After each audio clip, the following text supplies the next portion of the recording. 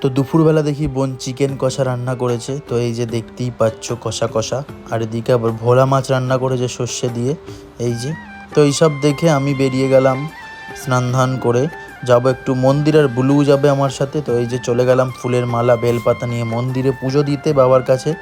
এই যে ভোলে বাবা, আর এই যে পুজো সমস্ত কিছু গুছিয়ে নিয়েছি আমি। তারপর একটু চন্দন বেটে নিচ্ছি, যেহেতু পুজোতে অবশ্যই চন্দন লাগে। আর এই যে বাবার মাথায় জল ঢেলে দিলাম, ঘি মধু গঙ্গা জল।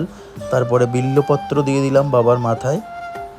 তারপরে এদিকে মহাদেবের মাথায় ফুল নিবেদন করে দিলাম। তারপর আস্তে আস্তে আমি পুজোটা কমপ্লিট করলাম।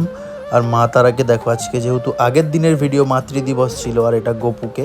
তারপর বাড়িতে এসে খেতে বসে পড়লাম। ভোলা মাছ দিয়ে খাচ্ছে, এদিকে বাবু ঝুড়ি বাজাচ্ছে, যেহেতু ও নাল বাজাচ্ছে তাই যা পায় তাই বাজায়। তারপর পায়েলা আর বাবু এদিকে মারামারি করছে। এই ভিডিওটা আসবে চ্যানেলে, যারা যারা দেখতে চাও কমেন্ট করো। আর ব্লু গরমে নাজেহাল হয়ে গেছে।